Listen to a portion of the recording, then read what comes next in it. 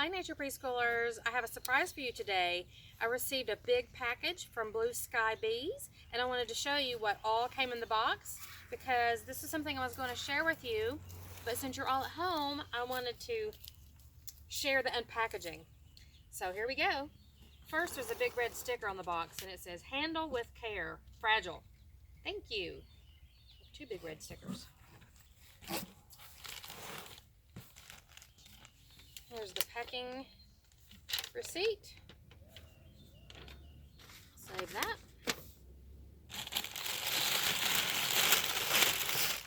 Lots of paper. I could fold this up and recycle it.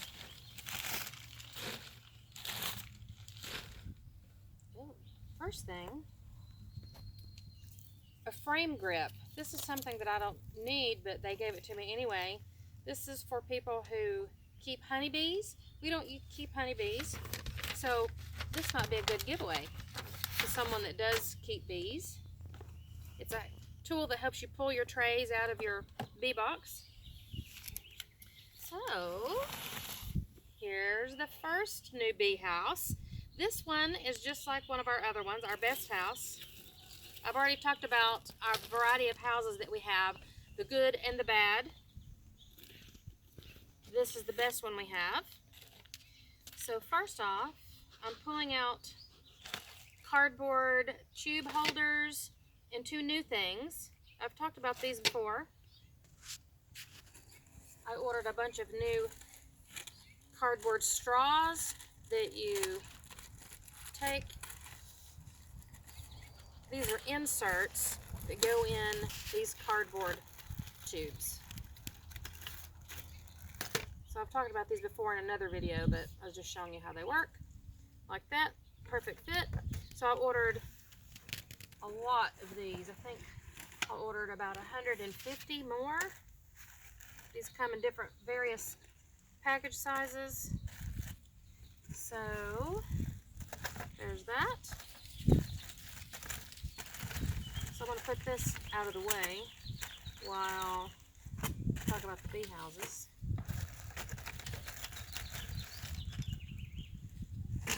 So we'll put this out of the way.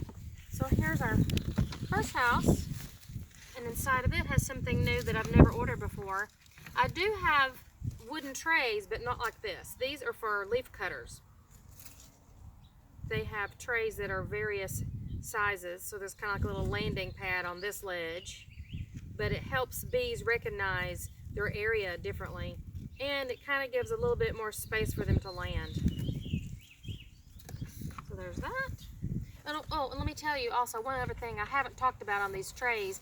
If you ever get these kinds of materials, you don't throw away your straps or the cardboard on the back. The cardboard on the back is important because that helps you keep the back side of your tube closed. So if you take these out and transport them, and it also, these help keep the trays firmly together.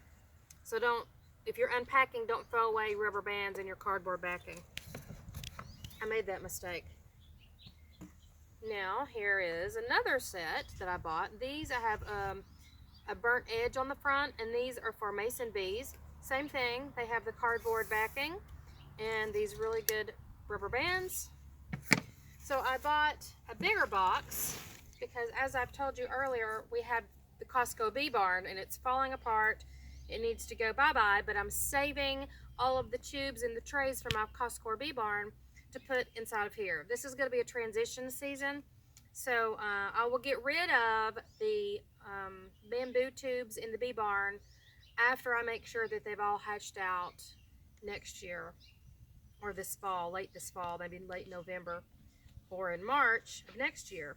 So for now, what I'm going to do is I'm going to have three boxes like this now.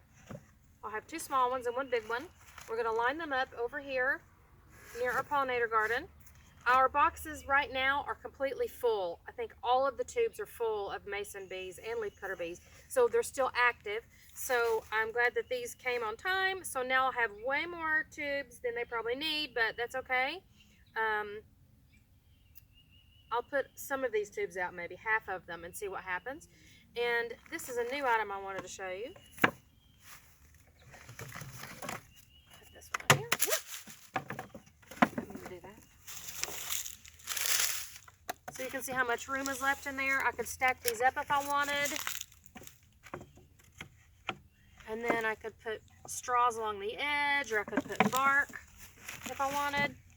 But this is something that I'm going to try this year, and it's called a bee guard, the pest prevention bag. So what you can do is you can take these bags. It says the bag will hold multiple nesting trays and hundreds of tubes or reeds. You place the cocoons or your nesting tubes into this bag, and you cinch it closed, and you store it in a dry and covered location. So the point of this is to harvest your cocoons and not leave them out, so that all kinds of predator insects get into your tubes, such as pollen mites, chalk brood, and all kinds of other larvae from other predator insects.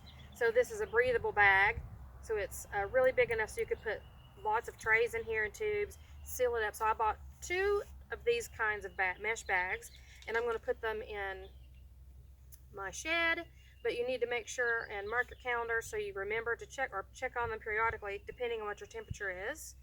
So here, last year in late November, around Thanksgiving actually, we noticed that our mason bees started hatching out because we had a warm spell.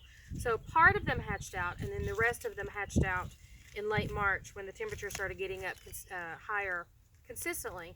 So this year I'm going to try to do a better job at harvesting my cocoons, so I'll have a greater amount of success and more bees to survive.